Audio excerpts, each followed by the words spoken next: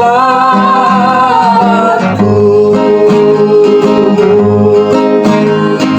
Muka dengan muka nanti aku lihat Tuhanku. Dalam mulianya yang suci, dengan Yesus bertemu.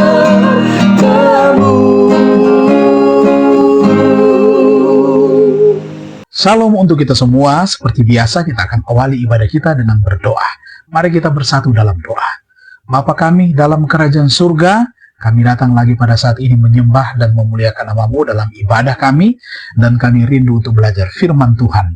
Kuasa Roh Kudus kiranya akan memberikan pengertian kepada kami di dalam nama Tuhan Yesus kami. Persembahkan doa ini. Amin. Nah, pelajaran kita pada saat ini ditulis oleh Brenda Walsh dan judulnya adalah Dari Babak Belur Menjadi Diberkati. Tema firman Tuhan, namun aku hidup tetapi bukan lagi aku sendiri yang hidup, melainkan Kristus yang hidup di dalam aku. Dan hidupku yang kuhidupi sekarang di dalam daging adalah hidup oleh iman dalam Anak Allah yang telah mengasihi aku dan menyerahkan dirinya untuk aku. Galatia 2 ayat 20, kita ikuti penjelasannya. Saat itu pukul 3 ketika saya tersentak bangun dari tempat tidur. Dengan sangat marah, suami saya yang dalam keadaan mabuk melemparkan bayi perempuan kami ke tempat tidur bayi. Saat saya berlari untuk melihat apakah Becky baik-baik saja, saya merasakan kepala saya ditarik ke belakang melalui menarik rambut saya, dan saya benar-benar terbang melintasi ruangan. Saya bisa mendengar anak saya berteriak, sementara saya merasakan terjangan sepatu bot suami saya, pertama di wajah, lalu kemudian di perut, lengan dan kaki saya, sampai rasa sakitnya begitu hebat, sehingga saya tidak bisa lagi mendeteksi di bagian tubuh mana saja saya dipukul. Nah, saya mendengar seseorang menelpon. Itu pasti membuatnya sedikit sadar, karena dengan satu tendangan lagi dari sepatu botnya, dia kemudian menghilang. Saya tidak bergeser dari posisi saya di lantai ketika saya mendengar pintu belakang dibanting dan mobilnya melaju jauh. Rasanya saya ingin mati saja di lantai, tetapi putri saya membutuhkan saya. Saya tahu saya harus keluar dari rumah sebelum suami saya ini dia akan kembali. Tiba-tiba saya mendengar pintu belakang ditutup. Berpikir dia sudah kembali, saya panik. Tetapi kaki saya menolak untuk bergerak. Lalu ketakutan saya berubah menjadi air mata ketika melihat adik saya Linda. Linda yang berdiri di sana dengan jubah tidur dan sandalnya. Tuhan telah membangunkannya dan membuatnya dikesankan untuk memeriksa akan keadaan saya. Itu sebuah keajaiban. Pertama-tama melirik ke arah saya dan kemudian ke kamar, dia menangis. Ini sudah cukup. Dia berjalan menuju telepon, membuat pemesanan tiket, dan kemudian menelpon orang tua kami yang ada di Texas untuk mengatakan kami akan berangkat dengan pesawat berikutnya.